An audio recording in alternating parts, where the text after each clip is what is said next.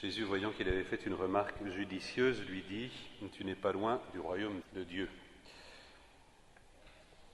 Cette rencontre de Jésus avec le scribe nous laisse un petit peu perplexes, que Jésus répond à une question, le scribe répète ce qu'il a dit avec d'autres mots, paraphrase, puis voyant qu'il avait fait une remarque judicieuse, tu n'es pas loin du royaume de Dieu. Pourquoi c'est une remarque judicieuse ? En fait, c'est juste la fin de l'intervention du scribe. Aimer vaut mieux que toutes les offrandes et tous les sacrifices. Alors nous, ça passe à la trappe parce qu'on ne fait pas très attention, mais c'est effectivement une remarque judicieuse. Vous savez que la loi, les 5 premiers livres de la Bible, Pentateuque, comporte 10 commandements, ça on le sait bien, et puis il y a 613 autres préceptes. Donc ça fait beaucoup. Et à l'époque de Jésus, on se pose la question, mais c'est quoi le résumé ? Quel est le premier ? Quel est le centre de tous ces commandements ? Alors, il y a plusieurs manières de répondre. Alors, sachant que sur les 613, il y en a 258 qui concernaient le temple et le culte au temple, donc le plus important, c'est le sacrifice. Décidément, c'est les curés qui le disaient. Donc, voilà, le plus important, ce sont les sacrifices, c'est de bien accomplir son petit sacrifice au temple. Donc, ici, le scribe, dans sa réponse, met l'insistance sur l'amour et non pas sur les sacrifices, en suivant ce que Jésus vient de dire. Donc il prend les 2 préceptes. Celui qui est la profession de foi, écoute Israël, le Seigneur notre Dieu est l'unique. Tu aimeras le Seigneur, celui qui fait partie de la grande prière d'Israël quotidienne. Et il y joint le commandement central du livre du Lévitique, tu aimeras ton prochain comme toi-même. Alors cet enseignement est très intéressant parce que il garde toute sa valeur pour nous aujourd'hui. L'amour de Dieu du prochain vaut mieux que le sacrifice, vaut mieux que la générosité, vaut mieux que le dévouement. Souvent, presque toujours, nous marchons sur le devoir. Je dois être généreux, je dois me dépasser, je dois me dépenser sans compter. C'est un petit peu souvent notre moteur intérieur. Et des fois, on est tellement généreux qu'on en oublie le destinataire de tous nos efforts. Pourquoi le faisons-nous ? Pour qui le faisons-nous ?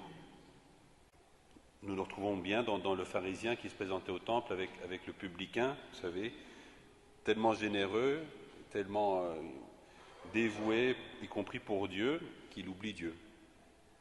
Seigneur, je ne suis pas comme ces autres personnes. Voilà, moi je jeûne, moi je fais des prières, etc. C'est le danger pour nous aussi de mettre d'abord le sacrifice, d'abord de mettre l'effort. Si nous mettons d'abord le dévouement, il y a fort à craindre que nous oublions le destinataire, ou plutôt que le destinataire de tous nos efforts, ce soit nous-mêmes. À force de générosité, nous construisons un Dieu à notre image, ce Dieu, c'est nous-mêmes. C'est très remarquable quand on va se confesser, je ne sais pas si ça vous arrive, mais quand on va se confesser, on est souvent plus meurtri, plus blessé par le fait qu'on n'arrive pas à aller au bout de nos efforts. Alors c'est pas du tout ça la confession. Il s'agit de mesurer l'amour de Dieu pour nous et de mesurer combien nous avons blessé cet amour, pas de voir si l'image que nous avons faite de nous-mêmes, elle correspond à ce que nous voudrions. Donc cet enseignement de l'Évangile d'aujourd'hui est vraiment très très important. C'est vraiment mettre l'amour au cœur de notre vie, à la première place, l'amour de Dieu, l'amour du prochain. Autrement dit, je dois chercher d'abord le bien de mon prochain avant mon bien propre. Je dois toujours me poser la question, qu'est-ce que mon prochain a besoin ? C'est d'ailleurs remarquable dans ces citations que Jésus fait de l'Écriture. Il commence en disant « Écoute Israël ». Très intéressant parce que quand nous devons aimer, la première question que nous devons nous poser c'est « Qu'est-ce que l'autre a besoin ?» Parce que souvent on va dire « Je lui ai donné ça, je vais faire ça » et en fait, peut-être qu'il n'en a pas du tout besoin. La première attitude pour aimer, il s'agit d'écouter, de recevoir. Qu'est-ce que l'autre a besoin réellement ? Évidemment, il faut se poser la question, qu'est-ce qu'il a besoin réellement? Parce que s'il y a un drogué, vous lui donnez de la drogue parce qu'il en a besoin, ça ne va pas lui faire du bien. Mais quel est son besoin réel? Et d'y répondre après. Dans nos familles, il y a plein d'exemples, des parents par rapport à leurs enfants. Les enfants ont besoin de notre présence, ont besoin de notre confiance. Ils ont besoin aussi de limites de temps en temps, même souvent. Dans l'amour des époux, il y a une grande nécessité de tendresse, de compréhension, de reconnaissance. Dans l'amour pour ceux qui nous entourent, que ce soit nos voisins, que ce soit nos collègues, j'allais dire, tout pourrait se résumer dans le fait d'être humain, c'est-à-dire d'être attentif aux personnes, de les saluer, de les respecter, d'offrir nos services s'il y en a besoin, d'être attentif, mettre l'amour au cœur de notre vie. L'amour doit qualifier tous nos actes.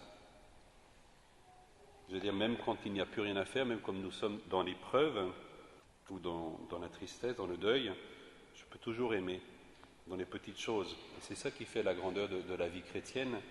Je peux qualifier tous mes actes par l'amour, faire tout pour l'amour. Je peux mettre un amour extraordinaire dans les choses les plus ordinaires.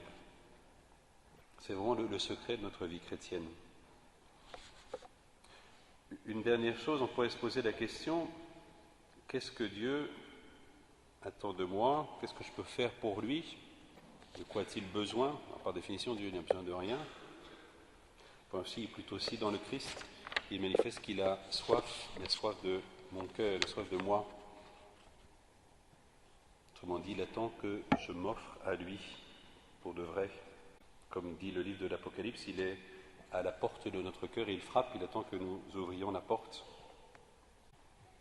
Dans cette Eucharistie, nous allons demander au Seigneur de le recevoir vraiment, de nous donner à lui vraiment, et que cet amour soit la source de toutes nos rencontres, de toutes nos actions de cette